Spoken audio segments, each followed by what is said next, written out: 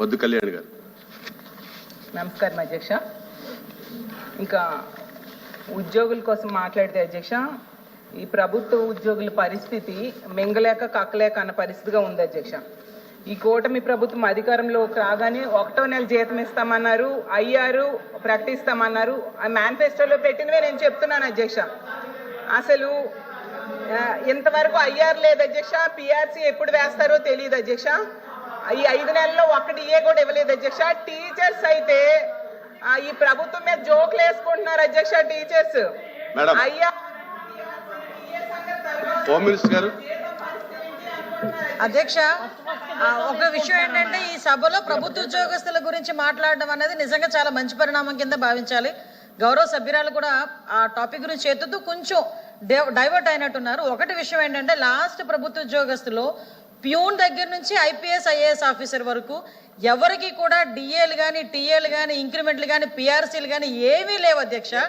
జీతాలు కూడా 1వ తారీఖున పడతాయా, 1వ తారీఖున పడతాయా, 15వ తారీఖున పడతాయా, 1 నెలకి పడతాయా, 2 నెలలకి పడతాయా తెలియని దుస్థితిలో వాళ్ళు కక్కలేక మింగలేక 5 సంవత్సరాలు పనిచేశారన్న సంగతి మర్చిపోయి పాప అప్పుడుదే ఇప్పుడు కూడా ఆపాదిస్తున్నారేమో అన్న సంగతి కొంచెం తెలుసుకుని మాట్లాడమని తెలుసుకోండి అధ్యక్ష.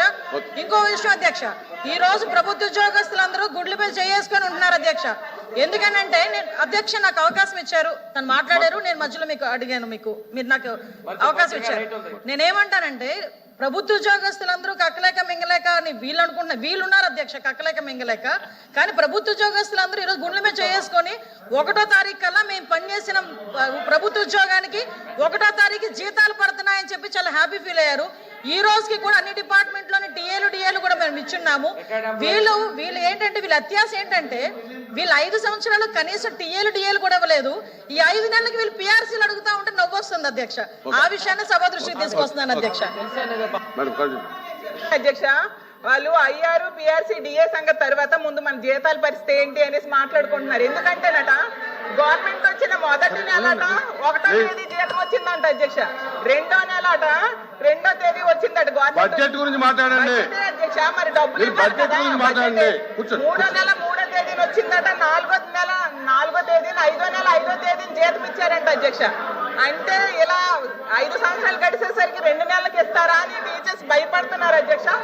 ఓకే అధ్యక్ష, ఇంకా పథకాల గురించి అధ్యక్ష, సూపర్ 6 పథకాలకి అధ్యక్ష, సూపర్ 6 ప్లీజ్ ఎల్ఓపి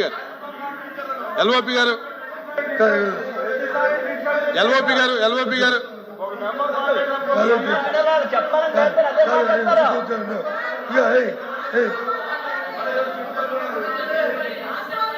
అమ్మా అధ్యక్ష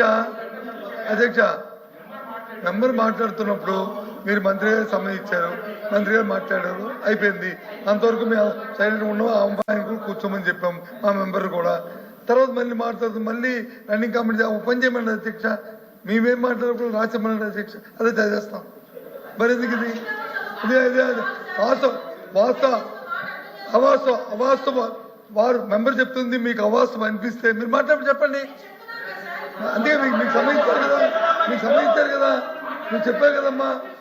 కాదు అధ్యక్ష, మంత్రి గారికి సంబంధించారు, మంత్రి గారు మాట్లాడారు, అయిపోయింది. మళ్ళీ మెంబర్ మాట్లాడతారు, మాట్లాడతారు కమ్మా. చెప్పండి అధ్యక్ష, ఇది కరెక్ట్ కాదు అధ్యక్ష. దయచేసి మెంబర్ మాట్లాడుతున్నప్పుడు డిస్టర్బ్ చేయొద్దు. చేద్దాం మనం ప్రతి పాయింట్ కూడా మీరు క్రాస్ చేస్తే చర్చ జరగదు. దయచేసి ప్రతి పాయింట్ కూడా క్రాస్ చేస్తే చర్చ జరగదు. నేను చెప్తా ఉన్నాను, మెంబర్కి చెప్తా ఉన్నాను, మీరు బడ్జెట్ మీదకి వెళ్ళండి, డిబేట్ అవ్వకుండా చెప్తున్నాను. మీరు ఇంటర్వ్యూ అయితే ఉంటే అది మీకు వినండి రాంగోపాల్ రెడ్డి గారు. ఇప్పుడు ప్రతిపక్షం మాట్లాడేది పాలక పక్షానికి కరెక్ట్ అనిపించదు, వాళ్ళు మాట్లాడేది మీకు కరెక్ట్ అనిపించదు. కానీ అది కరెక్ట్ కాదు. మీరు ప్రతిదానికి ఇంటర్వ్యూ నో అధ్యక్ష. ఒక్క నిమిషం అధ్యక్ష. బొత్స సత్యనారాయణ గారు సీనియర్ సభ్యులు, ఎల్ఓపిగా ఉన్నారు, రూల్స్ ప్రొసీజర్స్ తెలుసు. గతంలో వాళ్ళ నాయకుడు వాళ్ళు ఇచ్చినప్పుడు వైలేట్ చేశారంటే ఆ రోజు అంత సభలో మేము ఉన్నాం, వారు ఉన్నాం, గతానికి పోదలుచు కదా అధ్యక్ష.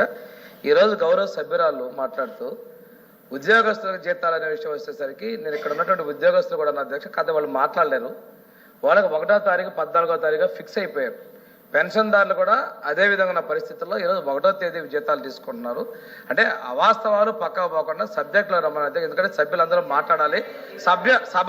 సభ సజావుగా జరగదని మేము పూర్తిగా సహకరించాం అధ్యక్ష. మేమే సత్యదూరాలు మాట్లాడలేదు కదా, మిమ్మల్ని కూడా రిక్వెస్ట్ చేస్తాం అధ్యక్ష. సబ్జెక్ట్ కి బడ్జెట్ కన్ఫర్మ్ అండి, కానీ అవాస్తవాలు వక్రీకరించి ప్రభుత్వం బుర్ర జల్లే పరిస్థితి మేము రియాక్ట్ అవ్వాల్సి వస్తుంది అధ్యక్ష. మేము కూడా సంయమనం పాటించేదానికి మేము సిద్ధంగా ఉన్నాం. సభ్యుల్ని సబ్జెక్ట్ డీవియేట్ కాకుండా మాట్లాడాలని మేము కోరుతాను అధ్యక్ష. నెల ఎన్నో తేదీ వచ్చాయో కనుక్కొని మళ్ళీ చెప్పమని కోరుతున్నాను అధ్యక్ష. అలాగే తల్లికి వందనం అధ్యక్ష. తల్లికి వందనం పథకం మీ అందరికి తెలుసు కదండి అధ్యక్ష. ఇది యాక్చువల్ గా గతంలో జగన్మోహన్ రెడ్డి గారు అమ్మఒడి అని ఒక పథకాన్ని ఇచ్చేవారు. ఆ స్కూల్కి వెళ్ళే పిల్లల తల్లికి ఇచ్చారు. ఎందుకంటే డ్రాప్ అవుట్స్ ని తగ్గించడం కోసం. ఆగండి అమ్మా, నేను ఏం చెప్తున్నాను, స్కూల్కి వెళ్ళే శివరామరెడ్డి గారు అధ్యక్ష మాట్లాడదాం చెప్పండి, చెప్తాను. చాలా సంతోషం అధ్యక్ష. కానీ ఈ రాష్ట్రంలో 83 లక్షల మంది పిల్లలు స్కూల్ కి వెళ్తున్నారు అధ్యక్ష. దానికి కావలసిన నిధులు 12,450 కోట్లు అధ్యక్ష. కానీ బడ్జెట్ లో పెట్టారు 5,387 కోట్లు మాత్రమే అధ్యక్ష. ఇది తప్పు అయితే చెప్పమనండి, అప్పుడు అరవమనండి అధ్యక్ష. అయితే మరి 5,387 కోట్లతో ఎవరికి సర్దుతారు, ఎంతమందికి ఇస్తారు, ఎప్పుడు నుంచి ఇస్తారు? స్కూల్ స్టార్ట్ అయ్యి ఇప్పటికే 5-6 నెలలు అయిపోయింది అధ్యక్ష. ప్రైవేట్ స్కూల్స్ కి వెళ్లే పిల్లలు కూడా ఉన్నారు. ఎవరినైనా మోసం చేయొచ్చు కానీ పిల్లలు మాత్రం మోసం చేయకూడదు అధ్యక్ష. జాలి ఉండాలి కదా పిల్లలంటే. మరి ఇప్పుడు 100 రూపాయలకి క్వార్టర్ మధ్య ఇవ్వడం మీద చాలా సమీక్షలు చేశారు. మరి తల్లికి వందనం మీద కూడా కొంచెం సమీక్ష చేసి వాళ్ళకి తొందరగా డబ్బులు ఇచ్చేట్టుగా, వాళ్ళకి ఇవ్వాల్సిన 12,450 కోట్లు ఇచ్చేట్టుగా చేయమని మీ ద్వారా వాళ్ళని కోరుతున్నాను అధ్యక్ష. అలాగే ఇంకో మంచి పథకం మీరు పెట్టారు అధ్యక్ష, మహాశక్తి పథకం అనేసి. చాలా సంతోషం. ప్రతి నెల కూడా 1,500 ఇస్తాము, 18 సంవత్సరాలు దాటిన వాళ్ళకి 59 సంవత్సరాల వరకు అని చెప్పారు అధ్యక్ష. ఆ పథకానికి రూపాయి కూడా ఇప్పటికి విధించలేదు అధ్యక్ష. ప్లీజ్ కంటిన్యూ చేయనివ్వండి, దయచేసి కంటిన్యూ చేయనివ్వండి. కంటిన్యూ చేయనివ్వండి మేడం, కంటిన్యూ చేయండి అధ్యక్ష. తీసుకుంటే అప్పుడు చేయూత జగన్మోహన్ రెడ్డి గారు ఇచ్చేవారు అధ్యక్ష. అది లేదు, ఇది లేని పరిస్థితి అయిపోయింది అధ్యక్ష. ఇంకా బస్సు, ఫ్రీ బస్సు గురించి చెప్తాను అధ్యక్ష. ఫ్రీ బస్సు కోసం అయితే యాడ్స్ వేసి ఓదరగొట్టారు అధ్యక్ష. ఈ కూటమి ప్రభుత్వం జూన్ లో అధికారంలోకి వస్తుంది. వెంటనే తిరుపతి, విజయవాడ, అన్నవరం, సింహాచలం, కాణిపాకం ఇవన్నీ కూడా పుణ్యక్షేత్రాలన్నీ మహిళలందరూ చక్కగా ఫ్రీ బస్సులో వెళ్ళొచ్చు అని చెప్తే నిజంగా మహిళలందరూ కూడా చాలా ఆశ పెట్టుకున్నారు అధ్యక్ష. నిజం చెప్తున్న 2.5 కోట్ల మంది మహిళలు చాలా ఒక రూపాయి కూడా కేటాయించలేదు. అలా ఘోరం. అసలు ఈ ఫ్రీ బస్సు వీళ్ళు పక్క రాష్ట్రాలను చూసి కాపీ కొట్టారు అధ్యక్ష. వాళ్ళైతే నెల రోజుల్లోనే ఆ ఫ్రీ బస్ అమలు చేశారు అధ్యక్ష. కానీ రూపాయి కూడా దానికి కేటాయించకపోవడం చాలా దారుణం.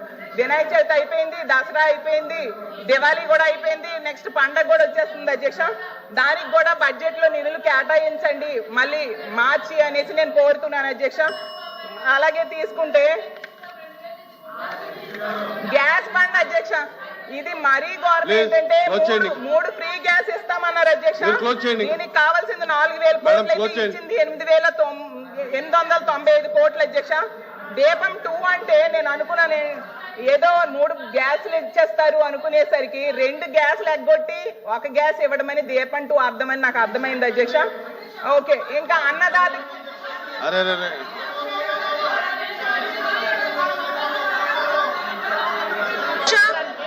అధ్యక్ష ఇక్కడ 3 గ్యాస్ సిలిండర్లని చాలా క్లియర్ గా చెప్పిన తర్వాత సాక్షి పేపర్ బేస్ చేసుకొని అధ్యక్ష అన్నాది గారు అధ్యక్ష మేము ఫస్ట్ నుంచి ఒకటే చెప్తున్నాం అధ్యక్ష. బడ్జెట్ మీద మాట్లాడినప్పుడు బడ్జెట్ చాలా క్లియర్ గా చదువుకొని రావాలనే సంగతి సభ్యులు తెలుసుకోవాలన్న వినపం అధ్యక్ష.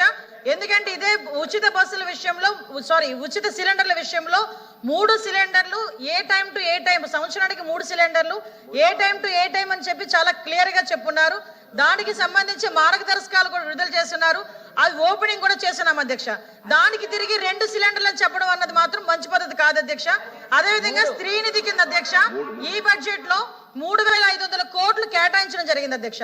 స్త్రీ నిధి గురించి 3,500 కోట్లు కేటాయించలేదు, రూపాయి కూడా కేటాయించలేదని సభ్యురాలు అవాస్తవాలు మాట్లాడుతుంటే ఖండించాల్సిన అవసరం మాకు పాలకపక్షంగా మాకు ఉంది అధ్యక్ష. అందువల్ల మేము కూడా ఈ రోజు మైక్ తీసుకోవాల్సిన అవసరం వచ్చింది. ప్రతి దానికి కూడా అంటే మీరు నిజంగా విమర్శ చేయండి, సద్విమర్శ చేయండి, మేము కూడా తీసుకుంటాం. అంతేగాని మేము చేస్తున్న వాటిని కూడా చెయ్యలేదు అని చెప్పి ప్రజలకు సభ ముందు అవాస్తవాలు పెడతా ఉంటే ఇది సభ ఉల్లంఘన కింద కూడా వస్తుందని చెప్పి నా ఉద్దేశం అధ్యక్ష. దానికి మీరు కూడా ఒకసారి ఆలోచించాలి అధ్యక్ష. మేము బడ్జెట్ ని చాలా క్లియర్ గా బుక్ రూపంలో ఇచ్చాము, అందరూ కూడా చదువుకున్నారు. మేము ఏం చేస్తున్నాము, ఏం చెప్తున్నాము అనేది మీకు ఇస్తున్నాం, మీరు చెప్పాలి. ఇప్పుడు దాని గురించి మాట్లాడడం అనేసి అవాస్తవాలు మాట్లాడడం అనేది మంచిది కాదు. దయచేసి ఇది కూడా సభా ఉల్లంఘన కింద తీసుకోవాల్సిందిగా కోరుకుంటున్నాను.